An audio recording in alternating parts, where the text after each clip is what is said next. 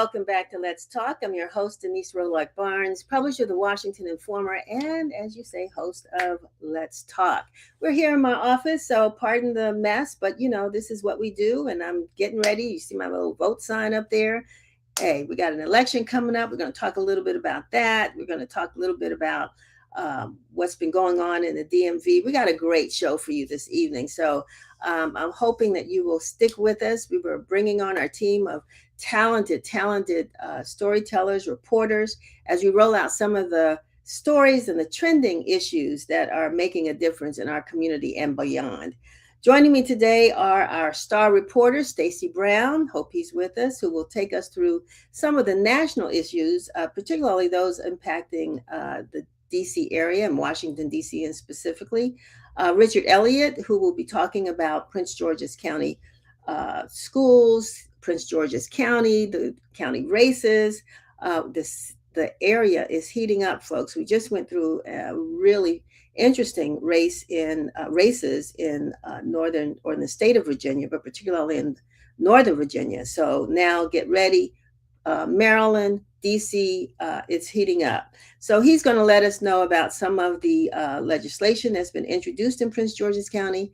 And Richard's also going to talk to us about the governor's race. And of course, we have our beloved, hardworking man, Sam P.K. Collins with us. He's our ace reporter on all things DC politics. And he'll be here to discuss what changes might be on the horizon for the DC public schools as well. And I know he has some exciting updates on who's throwing their hat in the ring for the mayor's race, the council races, the congressional races. It's getting hot and heavy right here in DC, y'all. So Sam P.K. Collins is on it. We're going to hear him talk about that. But before we get into our conversations, we want to make sure you pick up a copy of the most recent issue of the Washington Informer. If you can't get the printed copy, you can access the digital edition anytime here at WashingtonInformer.com. And while you're there, consider becoming, yes, thank you, Sherry. I have my paper, y'all. We still printing. It's getting tougher. And let me take a moment to just say that you all know that on our website and even in the paper, we do ask for your support. And I am so proud to say that so many of you all have come through for us. It's been a tough month. It's been a tough season. But I believe that, we're working hard to make sure that we continue to amplify the voices of our community, to make sure that our leadership hears what's going on in the community and that they respond to the issues that you have. And so that's our job as the press. But then as the Black press, to give residents that look like you and me the opportunity to express how legislation, how policy, all of those things are particularly impacting our community. We consider ourselves the way of amplifying the voices of the Black community. And we've been able to do that because of the support, the donations that you all have been sending in. And I could not let another moment go by without saying thank you, thank you, thank you. But at any rate, if you haven't picked up a print edition of the Washington Informer, you can go to WashingtonInformer.com, and that's where you can also sign up to become a subscriber of the newspaper, and you can see also just kind of all the news that we print. If you subscribe, you'll get our e-newsletter, Win Daily, that comes out every day. Then we also have some other newsletters that we distribute throughout the week. But this is our baby, Win Daily. And all we ask for is your email address. That's simply it. Just type in your email address and you officially become a part of the Washington Informer family. We know you can always hear from us or connect with us through our social media channels. You can follow us on Facebook, IG, X, TikTok, LinkedIn, and YouTube. And be sure to subscribe to our YouTube channel at Washington Informer TV, where you can catch some of the Let's Talk episodes that you might have missed. So I am so honored to have, I love my team. I love my team. despite all of it, these folks come through because we love you. We love the community. We love keeping you informed. And the champion, the leader of the team, is managing editor Misha Green. Misha, you there? I am here. I Look, I always get emotional when you're saying such nice things. I'm glad you stopped. No, hey, what do we say? We're trusted media, so you can trust that my words are true. Yes. You can trust that I'm not making stuff up. But this is a phenomenal team of, as Misha says, fearless journalists that I just am so honored to work with on a daily basis. So I'm giving you a shout out. This is true. And as we bring on our other reporters, I wanted to talk about actually a couple of people, Misha. We just, in December, early December, bid farewell to our beloved James Wright. Then we just had to join the family in funeralizing one of our former reporters, Aaron Markel Williams. And then, some of our community folks that we've loved and spent so much time with and supported, and they supported us. Ray Savoy, a pro golfer and cherished figure at Langston Golf Course for boys and girls, who had a program. What is it? Guns, not golf, not guns, and giving scholarships away to young people in the area in golf. And then we just found out today, Pierpont Mobley, the husband, of our beloved.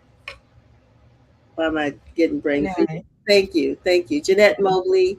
Yeah, and we just had them. Pierpont just wrote his book about serving under so many presidents at the White House and what he did there, and we had him here.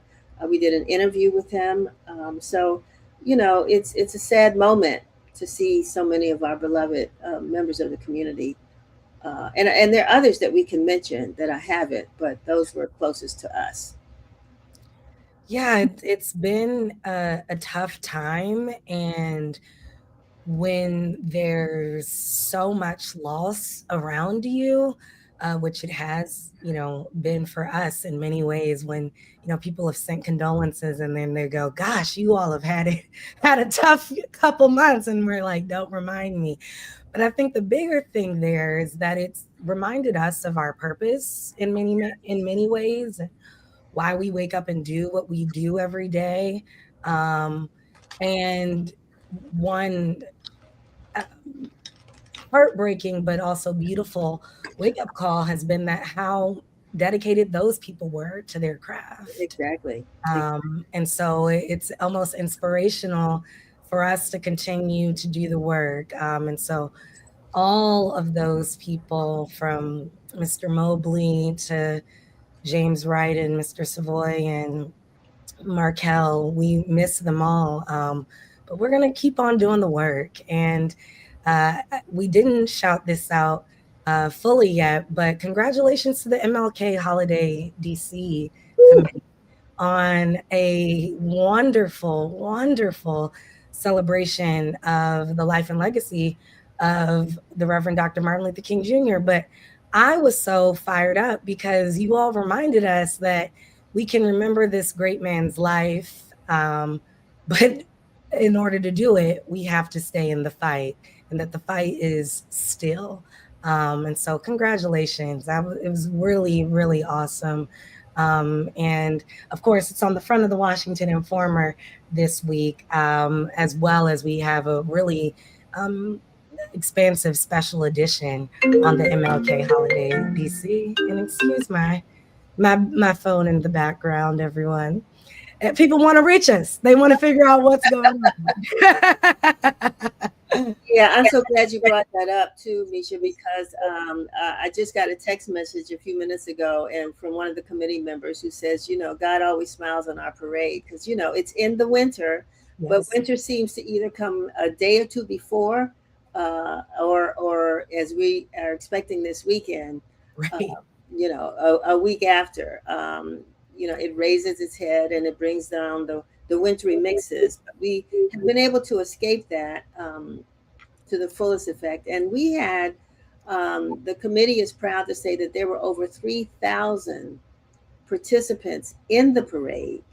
But then we also were grateful to see so many folks that braved the cold and came, stood along Martin Luther King Avenue, to celebrate. So many young people, that's what's inspiring about this whole event. The young people that are involved, and that's why it's done. That's why we do this, to keep Dr. King's legacy, at least to have give them something to talk about years ago. One other thing I'll just share about that is that there is a marker on Martin Luther King Avenue. The first Martin Luther King parade, Stevie Wonder rode in that parade.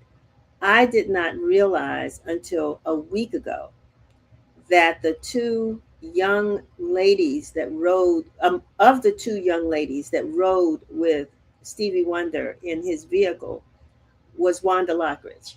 No way. She was Miss Anacostia at the That time. is amazing. Yes, yeah, I never knew that. And if you see the marker not far from Busboys and Poets on Martin Luther King Avenue, and there's a photograph, and you'll see her in that photograph. So, here she is, a community leader. Yes. It's and at that age, maybe 15 or 16, she never thought, she didn't know what she was going to do, and now she's a community leader. And that's how so many of these young people who participate in the parade over the years, that's where they find themselves today, in positions of leadership. And that's what this is all about, to share. Anyway, I had to share that. But let's move on with the show. On with the show, as they say. Well, that's such a great story, and I think just a testament to, again, the work. Now, I think we have in the room with us somebody else who is on the ground doing a lot of work, but was also on the ground reporting for the MLK Holiday DC Parade. So he's not going to talk too much about that, but I think that's a great transition to bring our newly minted WI senior local politics and education writer, Sam P.K. Collins Jr. How y'all doing? What's going on? Peace.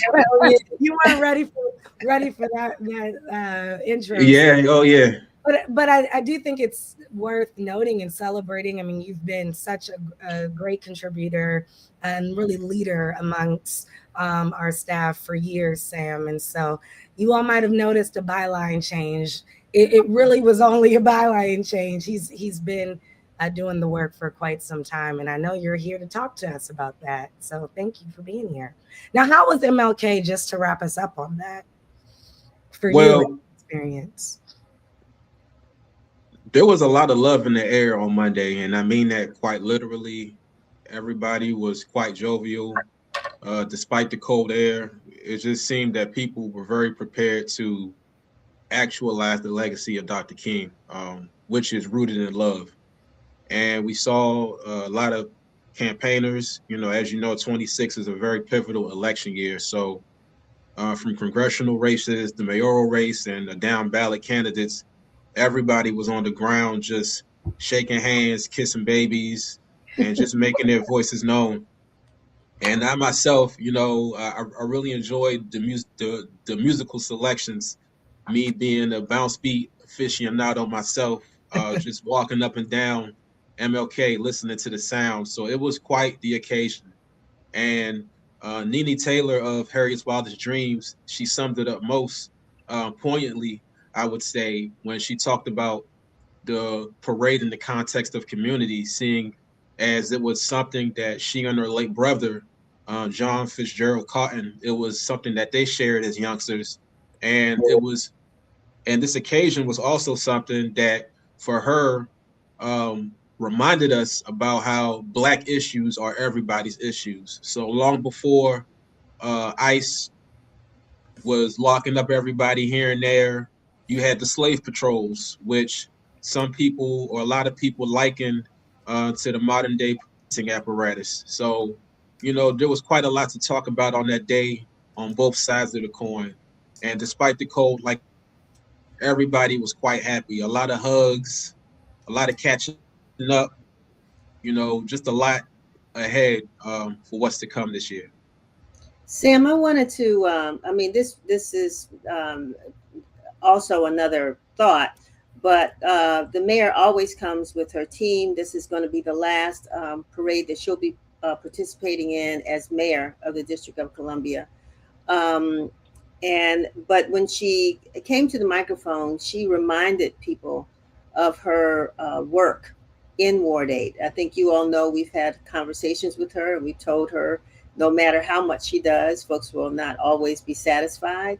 But just the fact that, there were 5 or 6 Black-owned businesses that were open that day down at the bottom, down in Anacostia. They're struggling, no question. They're struggling, but their doors are open. There's a brand new hospital, struggling, just lost its chief administrator, but she's been able to open that hospital.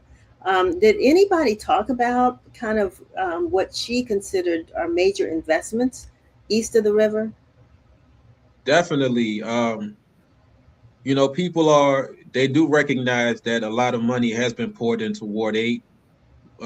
Just earlier this month, the DC Council approved the creation of the Soul of the City bid, which is on the other side of MLK, of course, but nonetheless, a lot of money is being poured into Ward 8. We see a lot of infrastructure. In addition to the hospital on the Congress Heights side, you do have DC Health that is not too far from where the parade took place. So in terms of what Mayor Bowser has done, not only has she poured money into infrastructure, but she has been very adamant about spreading uh, DC government agencies across the city so that people can access them no matter where they are. And in addition to that, well, just focusing on that in particular, that allows for commerce because now you have DC Health personnel who are able to go to not only busboys and poets, but they're able to go to the other businesses that are along MLK and Marionberry Avenue.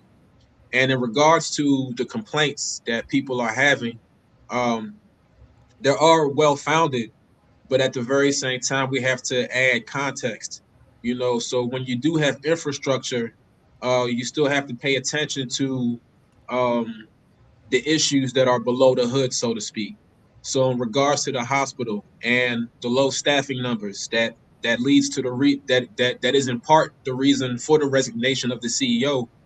You have quality of life issues that the next mayor can take on to build upon Mayor Bowser.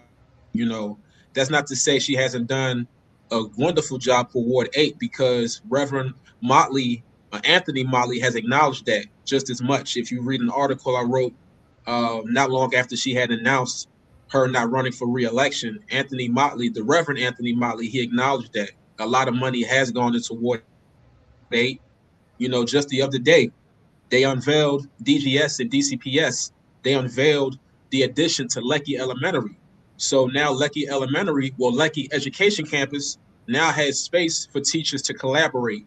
They have spaces that are age appropriate for the middle school.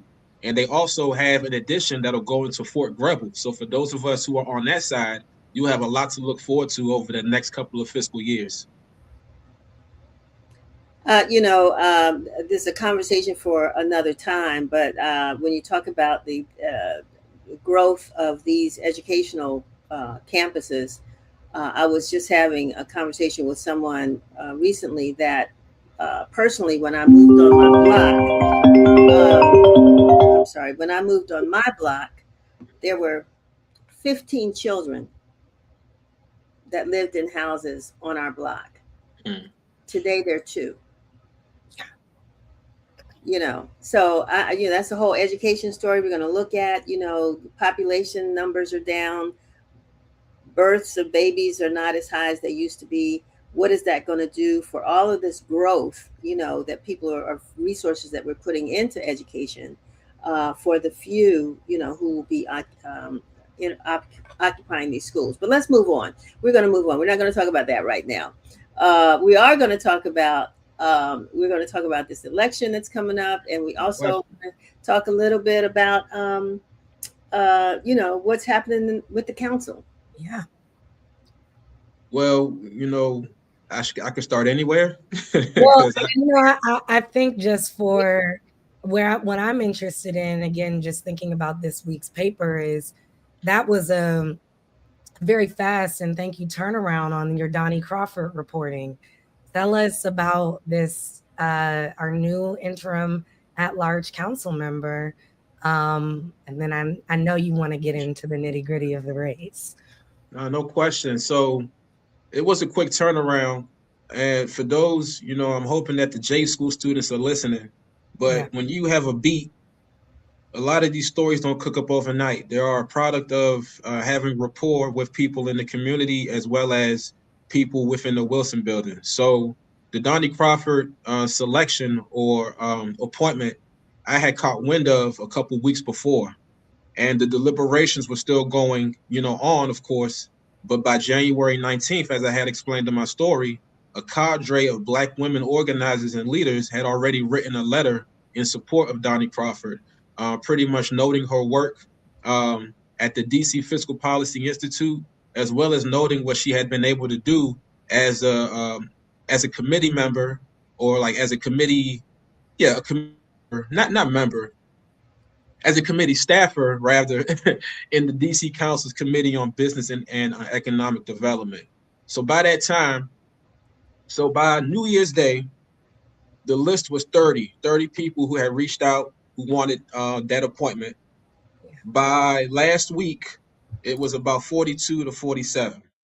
wow. So out of all of that, the reason why Donnie Crawford, council member Donnie Crawford, got the appointment was because she had wide support among the council.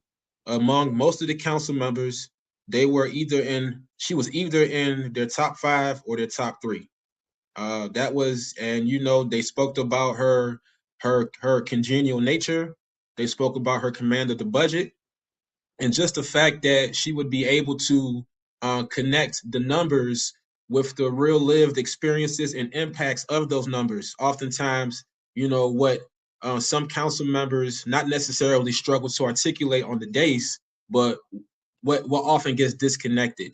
And another point that I want to bring up, as Chioma Iwoha of the DC Democratic Party, an at-large committee woman, what she brought up was that this is a council member here who, from now up until after June 16th, would be somebody that organizers would be comfortable talking to. They could talk to her and they could know that, she would listen to them and take in what they're saying.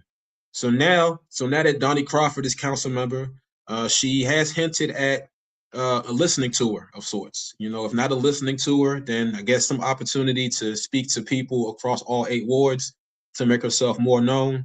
And her priorities focus. She has designated her priorities based on her committee assignments. So youth affairs, transportation, public safety, and executive administration and labor. So we're talking about workforce development. We're talking about youth affairs and public safety, as far as just, as she said it, securing investments to ensure that public safety is in fact happening. Now, in regards to the recent appointment of the interim chief, Jeffrey Carroll, she did say that she wanted to sit back and see what the executive was going to do as far as pushing him as a permanent chief, or whether to leave that to the next mayor. And she also spoke out against masks as it relates to ICE agents. She recognized that that those masks are very unsettling, and she does want to sit in on hearings that may come up in the next few weeks around that. And she does want to weigh in on that, as well as on education policy.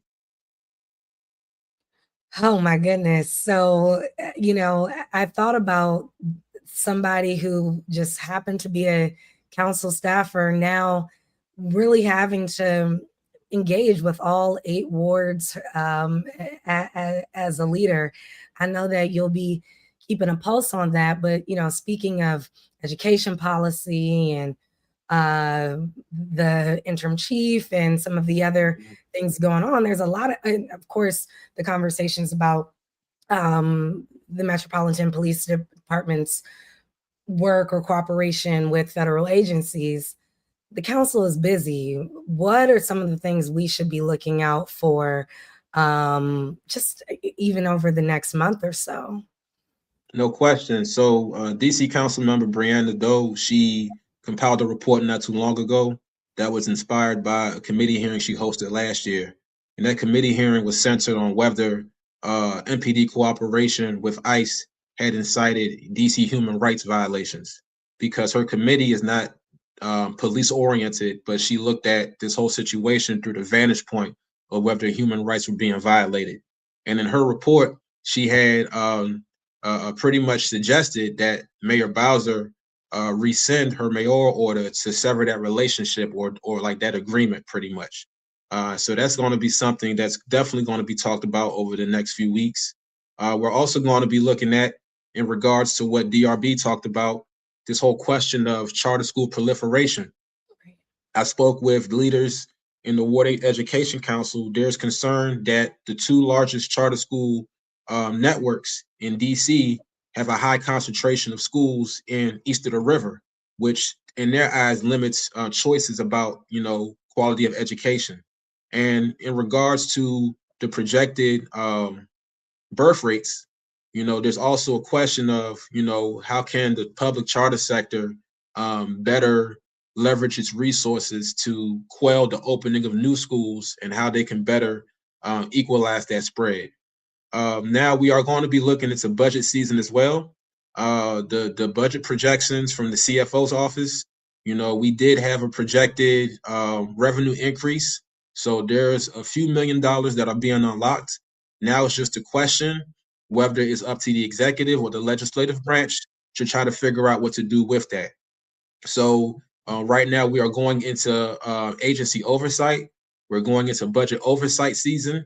And depending on where the CFO numbers fall, there might be more than enough money to recoup the losses that took place last budget season with Alliance Healthcare, with emergency rental assistance, with housing in general. And so with at-large council member Donnie Crawford, crunching the numbers alongside her colleagues, there are a lot of questions around if and how the council can recoup those losses. But again, it depends on the CFO's projections as well as what DC Mayor Bowser is going to cook together for her last budget proposal. And I know, speaking of, as Mayor Bowser says, the other MB, and the council, where are we looking in terms of this mayoral race? I know we're looking at several council members, not mayoral only, congressional race. There's a lot going on, but how do we look at our council members and how they're making decisions, and how does that sort of influence them as candidates, if that makes sense? No, it makes a lot of sense. So what we're looking at right now is the changing of the guard. Yeah. DC council member Anita Bonds is not running for re-election. Brianna Doe of Ward 1 is not running for re-election. Zachary Parker of Ward 5 is running for re-election, of course, as well as Charles Allen of Ward 6. Councilmember Robert White is running for Congress. Janice Lewis, Georgia, Ward 4 is running for DC mayor. So Ward 8, come March, depending on the outcome of DC council member Trayon White's case, that can open up a whole nother can of worms right there. So depending on where the chips fall, we're going to be looking at an entirely new council for the most part. And what that means is that we can go either one of two ways. And if I could sum up the theme of this election season, I can take a quote from the honorable ancestor, Dr. Martin Luther King Jr. Where do we go from here? So it's a question of whether we can maintain the status quo or whether we can go in a new direction. And I don't mean that tongue in cheek. What I'm saying is that the candidates who are running, some of them are touting their outsider experience, and others are touting their insider experience in the sense that with all of the knowledge from the elders gone, they see themselves best fit to keep the foot on the gas and to keep things very even keeled. Case in point, Kevin Chavis, former staffer for Anita Bonds, at-large council member, son of the father of the same name, who was a council member throughout the 90s and 2000s. So he really touts his legal experience. He touts his 4 years in the Wilson building, being able to calculate budgets and run committee meetings of that sort as an asset in keeping DC, as far as the budget is concerned, on the straight and narrow. And then you have other at-large candidates, Patricia Stamper, a former ANC commissioner. You have a former bond staffer, Laniqua Dominique Jenkins. You have Candace Tiana Nelson, formerly of the Ward 4 Democrats, ANC experience. She was also a staffer in Janice Lewis George's office, running the Ward 4 office. So a lot of that, with all of the races, and even with Councilmember McDuffie, former Councilmember McDuffie, and Janice Lewis George, again, of Ward 4. There's this this battle, as you would say, around where to take DC. Janice Lewis George is a bit more direct, right, in her criticism of the current administration. She's a bit more direct in what she wants to do. In my on-the-record talks with candidate McDuffie, he presents himself as somebody who's a bit more even-keeled, somebody who is a unifier. That's not to say the other candidate, Janice Lewis George, isn't, but as he told me on the record, he is looking at this from the vantage point of, once again, where do we go from here? Do we keep, the wheel steady, or do we take on, as he said, ideas from the outside? So in addition to those two, you also have other candidates, Yada Ford. Those who don't know her may remember the apartment building formerly known as Marbury Plaza. She represented some of those tenants who were going through issues. And she also represents, more recently, family of the late Deon K, who was killed by MPD not too far from the Informer office in 2020. And right now, that family is fighting with the Attorney General's office over that $600,000 judgment that the Attorney General's office does not want to give up. But nonetheless, Ms. Ford announced her candidacy, if I recall correctly, on Monday or Tuesday, but she did it officially in front of the DC Superior Courthouse, and she frames herself as a candidate for the people. We also have Gary Goodweather, who I'm further inquiring about. To my knowledge, he is the first candidate who hasn't had elected office before to unleash public campaign financing funds. So I want to see what's the story behind that. And we have Vincent Orange, formerly of the DC Council as well. He just threw his hat in the ring. Those who know Vincent Orange, they know him as a friend of business, and they also know him as a champion for DC Emancipation Day. That's the reason why we get to do the Dougie on, at Freedom Plaza every year, because of Vincent Orange. So shout out to him, as well as, man, the list goes on and on. It's going to be Rhonda Hamilton, housing advocate. I can't forget her. She's run for mayor quite a couple times as well. Grassroots candidate. At the height of the pandemic, she was on the ground, boots on the ground with residents who were paying exorbitant prices, allegedly for buildings that have not been updated for some time. So, she's definitely going to be in the race. But as has been discussed, March 18th will show us who's really with it. And I do have to acknowledge one more person, going back to at-large, Jacques Patterson. He did throw his hat in the ring earlier this year for the congressional race, which is also being that race. Now, to my knowledge, the incumbent, our Honorable Eleanor Holmes Norton, she has not announced, or her office hasn't announced whether or not, she plans to stay. But Councilmember Robert White is operating as though that's not going to be the case, as well as Councilmember Brooke Pinto. And again, there are some concerns about that. And one of her staffers is running as well. Exactly. Yeah. Sam, we're going to try to get Stacy Brown and Richard in here. But when you were about to quote Dr. King, or when you quoted Dr. King, I thought you were about to quote former Mayor Sharon Pratt when she came into office, and at her inauguration, I think, what did she have, Misha? A shovel or a broom? One of them. And as I see the broom and dustpan behind you, Sam, I said, we get ready to sweep out the old and bring in. So I thought you were about to quote her. Yes. That's a good one. That would have been nice. I'm not going to hold you. All right. Love that. I don't think Stacy's in here yet. I know Richard is. I just have one more question. I wish Stacy was here because he reported on it, but no one's talking about it, Sam, from at least from the executive office or legislature. What's going on with the extension of the National Guard here in DC? That's a very good question. I know recently there was some activity on Marionberry Avenue. As far as the extension, again, there's just some concern around the degree to which the executive is cooperating with federal forces. But to that point, and I can't speak necessarily about the federal, about National Guard, but as it relates to ICE and DHS, Mayor Bowser did encourage voters who are concerned about that to take their qualms to Congress. She made it known that it's really not in her hands. And as we saw, if I recall correctly, there was a bill that just went through the House.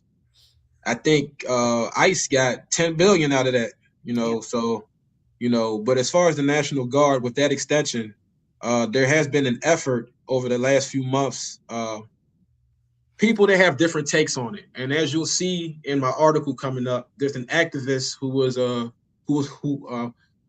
came in a military family, and this activist, she had military experience before being discharged, and as she told me, that experience radicalized, but at the very same time, it provided some room for empathy as it relates to what a lot of these National Guards people are going through, some of whom are kind of young, right? Late teens, early 20s, and many of whom come from red states. So more than likely, they've taken on this job as a means to get up in the world, and here they are being thrusted, into something that's become very political. Now, that's not to excuse what the president is doing, but oftentimes we divorce the headlines and the paper, what's on the ink, from the lived experiences. And another activist who I spoke with had the same sentiments. And as a matter of fact, we saw tensions rise in the aftermath of the National Guard woman killing that took place near the White House. So there's a lot of concern around what's happening there, a lot of concern what's going to take place later on this year. I think I'm answering your question, but no, it's well, given. I just want to jump in and say that while the National Guard has been doing gardening work and what have you, which is not really what they were brought here to do, but we've got this big snowstorm. So those 2,500 National Guardsmen, I hope, or I suspect, will be out there shoveling snow as well. We've got a lot of seniors in this community that need access. So I'm just, I say that tongue in cheek, but that might be a part of it. No, you need to go ahead and just give them their marching orders. It sounds like. Standing around is not going to work in 10 inches of snow. So pick up the shovels, brothers and sisters. Let's help out. Yes. And it looks like Stacy Brown is here with us. All right. Yeah, this group was like a bit much for me. Can we let's bring Richard in too, because I want to get him in. Yes, love that. I mean, you got Sam, who is probably the best journalist on the East Coast, if not national. Oh, man. And then you got probably the best managing editor that there is, and of course then there's Denise, who wields the hammer. And now we're gonna bring in Richard, who is he is one of a kind for sure. Yes, for sure. My man Richard, and Stacy Brown, and myself, who likes to hang out with smart people like y'all. Yes. Well, no, Stacy, we were just talking about. Thank you for your coverage as always, and this week of the National Guard extension. To my knowledge, as we talked about yesterday, I think you're one of the few people that has reported on that. You've seen it actually more in other states like Arkansas, because that's where these new troops or some of the troops have been deployed from. And so, but tell us a little bit about this, and we don't want to leave you out, Richard, because you've been doing so much, and so we'll get to the so much that's happening in Prince George's and Annapolis. But Stacy. Yeah, so first and foremost, when you talk about being one of the only ones who have reported on this, I thank two really important district people. That is the AG, Mr. Swab, and of course Eleanor Holmes Norton, her staff. Regardless what people say about her, her staff is as sharp as they come, and they give out this information to those who want it, and I want it, and they know I want it. So there you have it. But the scary thing about that, obviously, we saw back in August when they started deploying into the district in July, August, and we know that Havoc. August 11th. Yeah, August 11th. Yeah. It was very disconcerting, and they wasn't. Let's put it this way: it was very disconcerting, but it wasn't ICE, and that now with the specter of ICE everywhere and joining, and you got other states sending National Guard to the district specifically. It's really scary knowing that this is not just about immigration. This is about what people saw in Germany back, and whose time, and this is about controlling. You have in this country now. State-run media, pretty much now. You have the armed troops, paratroopers going into a city, and so the district being predominantly Black, run by a Black woman, is always going to be. It has always. And I know Mayor Bowser is bowing out, no pun intended, but it's always going to be a prime target. And so I've been keeping my eye on that. And so when I heard that they were going to extend it, we needed that story, and our readers needed to know about it. Well, let's talk about, just because we keep saying extend it, but we're talking about extending through the end of 2026. Yeah. We'll be seeing National Guards on the ground, National Guards men and women on the ground in the District of Columbia through the end of this year. Correct. Through the end of 2026, at least. Yeah. You can count on it, Denise, Misha, being there as long as Donald Trump is in office. There's no indication. Now, there are supposed to be limits on how long you can deploy them. But of course, there is no limits to how many limits this administration will break. Right. So I wouldn't count on DC. This is new DC. This is new America. You're not going to see DC now without the National Guard during this administration. Wow. Oh, goodness. Well, we appreciate, again, the pulse, the fact that these staffers want to give you the information, Stacy, and, thank you for always tying it back in. And I encourage our readers to note that even in Stacy's national coverage, to how it's affecting district residents, and everything affects the district. Everything. We can't do nothing nationally without it affecting the district somehow. Yep. Stacy, you also, well, I don't want to go into jobs, so I'm going to talk about that a little bit later, if time permitting. But just like Sam talked about, some of the members of the DC Council who are stepping, out of their seats and not running for re-election, including the mayor. Other members shifting to other positions. We're seeing that on the Hill, and Richard, we're also seeing that in the state of Maryland, where people are. I'm pointing back to Sam's room and dustpan back there. That folks are sort of kind of dusting themselves out the door and opening up opportunities for others. So we've got some big elections coming up across the DMV. And of course, the other part is, do folks really even care? Are they going to vote? But I want to jump into the state of Maryland. Richard, can you talk a little bit about all the activity that's happening out there on the political side? Sure. Most relevant for people's day-to-day lives, the governor introduced the first proposed budget. He's refusing to do any tax increases, any fee increases. So they're cutting $1.5 billion from the budget currently. This has been warned about, I'd say, going back to at least November or October of last year. And following last year's cuts, there's not very much that they can cut. So a lot of it will be coming out of state agencies, such as the Department of Natural Resources, for example. The governor announced his housing agenda. He wants to make minimum lot sizes, get rid of that concept, to emphasize transit-oriented development, and to make it easier for state land to be turned into housing. The governor and his housing and community development director, Jake Day, the former mayor of Salisbury, they are absolutely aiming to increase the housing supply in Maryland in order to make it more affordable. In Prince George's County and kind of in the local delegation, there have been a lot of different changes that have happened over the past several months. I'm going to try and say them all, and I might forget some of them. Ingrid Watson resigned recently, and she is going to lead the Economic Development Corporation. There is an appointment later today in about 3 hours and 10 minutes for replacing that seat. And if you want to win some easy money, bet Tim Adams of Bowie is going to win that seat. The council member at large, Calvin Hawkins, resigned to get a economic development job.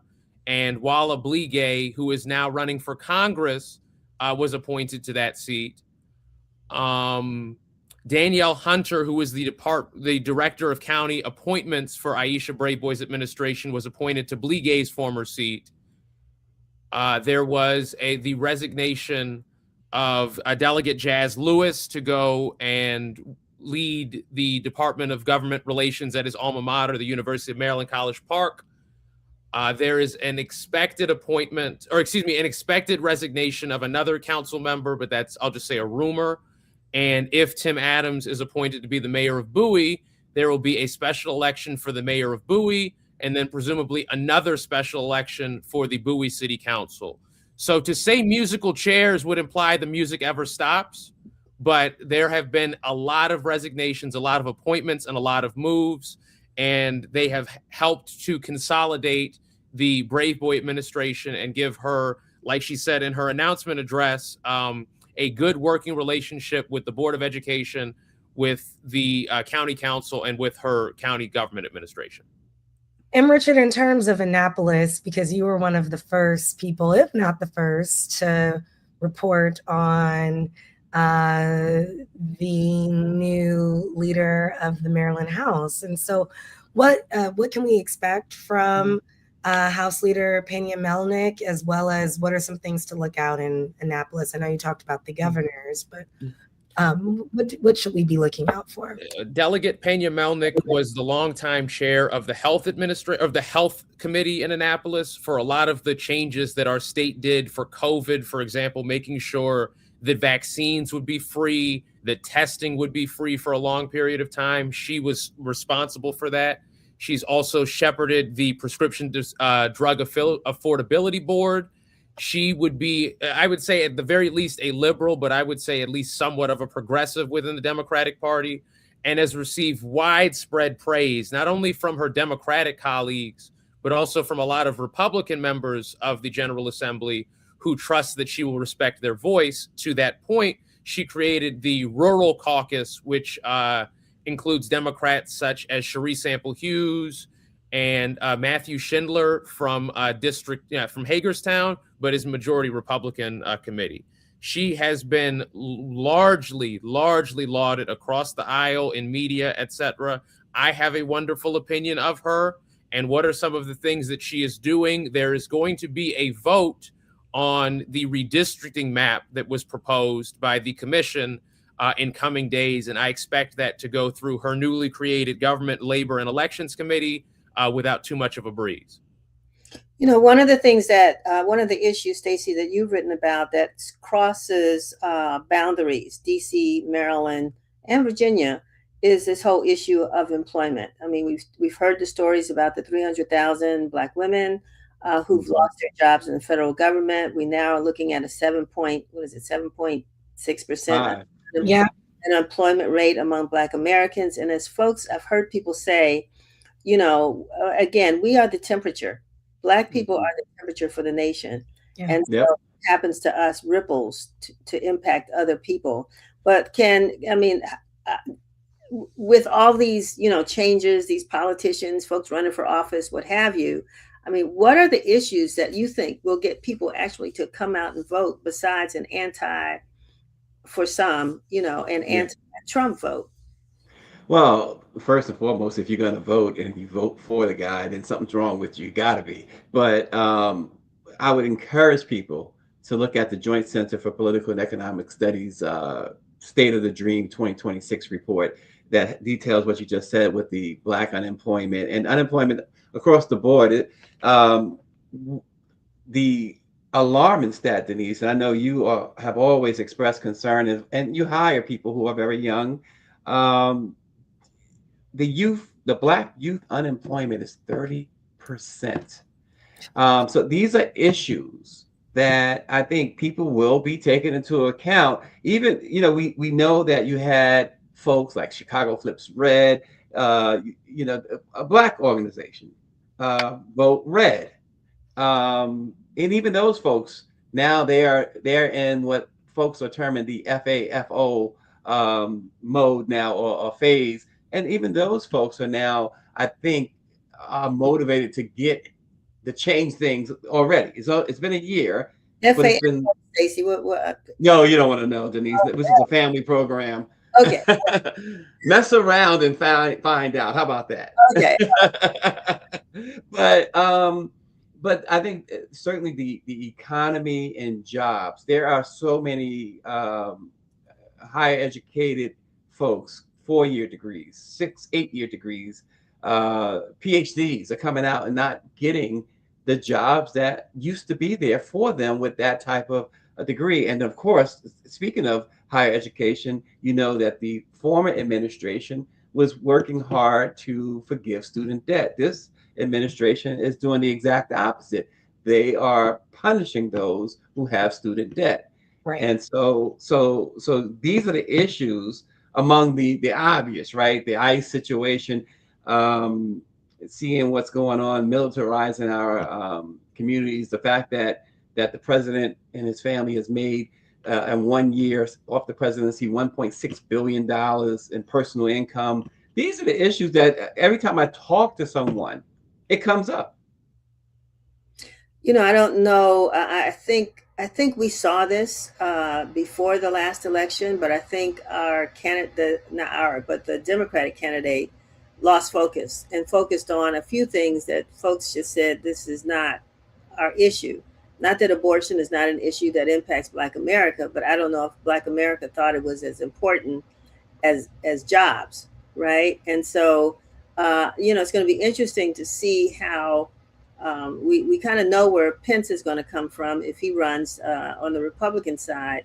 But who are the Democratic candidates? And there have been a lot of conversations about who some of those people were, including Governor Wes Moore. Folks still want him, Richard, to run for president. And so he keeps saying no. Let me add an important note. You can certify this. When Larry Hogan announced, I think it was 2 days ago, that he was not running for governor, Wes Moore is winning re-election. Wes Moore is going to get 64% or so of the vote. Yep. The Green Party candidate might break 5%, but it is Wes Moore's Maryland. It is now squarely, and I mean squarely, at the feet of Governor Moore to come up with the most innovative solutions possible to bring economic development and to bring jobs, because this is I would almost say, a severe economic crisis before the economic depression has even hit. But we have seen some positive developments. We've seen the Sphere project that's being proposed for National Harbor. There's still the possibility of the Six Flags and the Commander's sites being used. And like I said, the governor's trying to turn, I think it's like 300 acres of state land into housing, when right now it's just kind of sitting and the state has to maintain it. So there are some ideas being leveled that can generate some amount of economic activity, development, and jobs. But we're somewhere where the traditional solutions of bring in big business or revitalize malls or do infrastructure improvements to create jobs, those are not solutions in this environment. They're Band-Aids, perhaps. So it will require some truly innovative thinking, and my prayers are with the governor to find it. Speaking of... well, that's to answer your question too, and Richard, that was great because it gives you another insight into why Wes Moore is not running. But the front runner, without question, just to be real brief, Denise, is Gavin Newsom right now. If you had to say a front runner on the Democratic side, it would be Gavin Newsom. Yeah, I'm hearing people already saying saying why he should not be the candidate. But Mhm. having said that, Sam, before we close, and we're talking about innovation, and one of the stories we're not hearing a lot of is with all of these, government agencies, corporations that have shut down in the District of Columbia, we've ended up with these empty buildings. It's my understanding that the mayor has now launched or opened her ninth building in downtown DC. I think there's a word that she calls it for this, how these buildings have been, what do you call it, converted from office spaces now into residential spaces. I don't know if that's considered falls in the bucket that you're talking about, Richard, with innovation, more so necessity. But who's going to move into those places? Has she talked about that at all?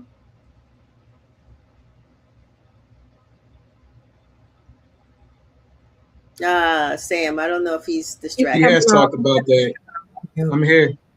Yeah. Yeah. I'm here. I turned on my mic.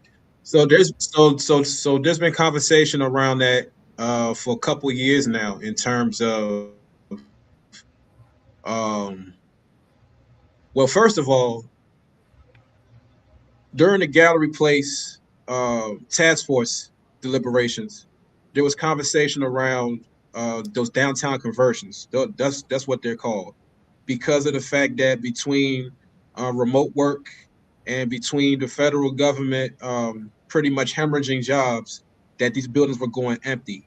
And the idea was that eventually, with residents moving into these buildings, that the district can create more entertainment districts where entertainment and family life would not be consolidated in only a few places.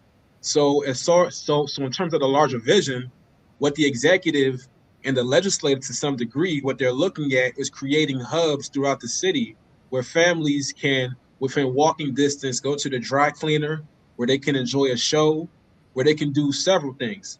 And in terms of the office to residential conversions, the one that happened recently is the largest, since the mayor started this.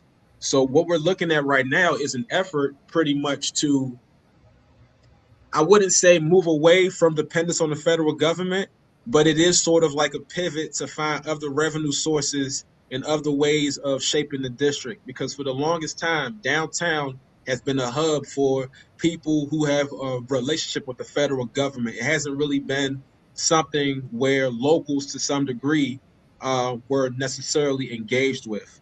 So as we are looking down the line at this, affordability does become an issue. And the council, I don't want to butcher this necessarily, but a couple of years ago, there were votes around around the number of years that new tenants would have to wait before exercising their TOPA rights on new buildings.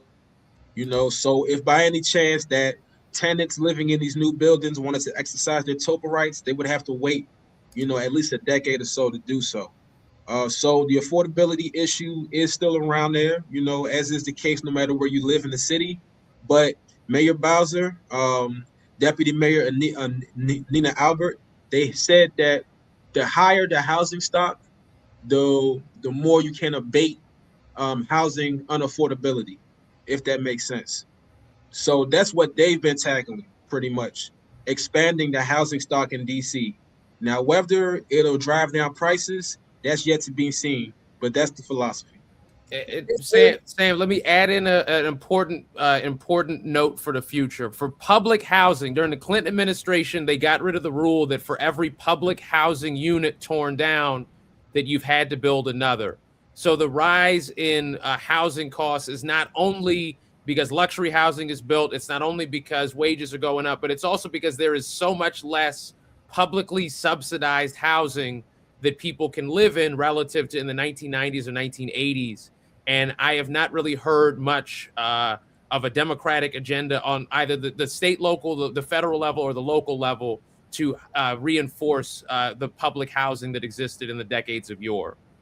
Good point. And that ties in. That's why I brought it up. It ties into the employment issue.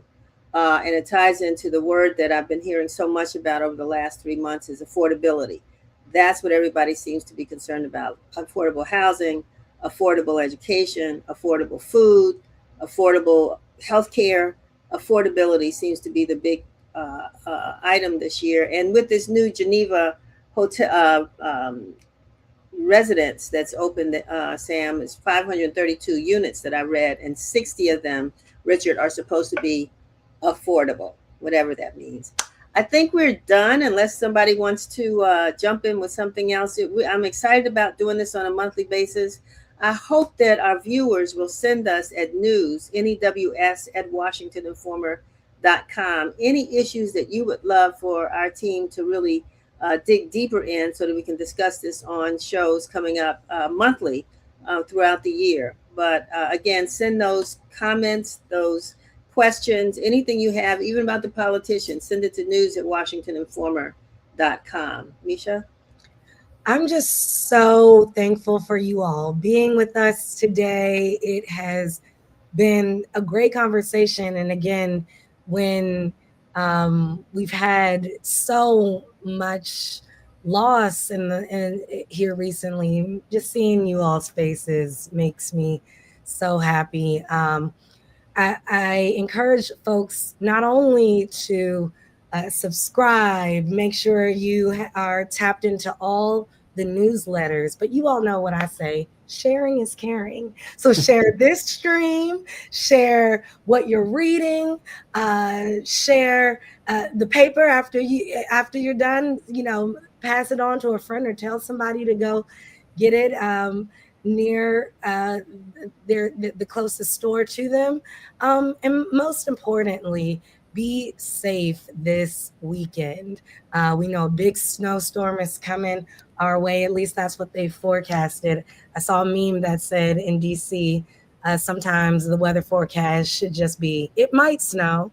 But Misha, don't buy everything out of the store. Save something for someone else. It's not going to be like a week long or a month long I can or tell a year you, long Stacy thing. Brown, Washingtonians don't listen to that. I went to the store yesterday and it was already a zoo.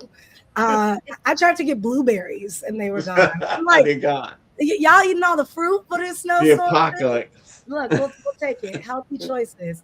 But again, it is 2026. We promise it'll be fixed in 2026, at least that we're going to keep a pulse on how folks are trying to fix things in 2026. And so go to the Washington Informer for all the news that you can use. DRB, take us home. Well, that's it. I just want to say thank you all again for joining us for another edition of Let's Talk. Misha said it all. Thank you, team. I wish I had a phone number so you could call the National Guard in case you need some help getting that snow shoveled. And also, if you know some places that have snow remover, share that with your family and friends. Don't go buy it all. You're talking about food, but we're talking about that stuff you put on the ground. Yes, right. Well, hoard that, But at any rate, thank you all for being with us. And this is it for one last thing. Since you will be snowed in case if it does snow and you'll be snowed in, go to our YouTube channel. You can watch all of our old shows, all of our previous shows. Binge watch. You'll learn so much. Yes, binge watch on Let's Talk and some of our other lives. Great having you all. Have a wonderful weekend. I appreciate y'all. Much love. Yeah. Where do you come to get all you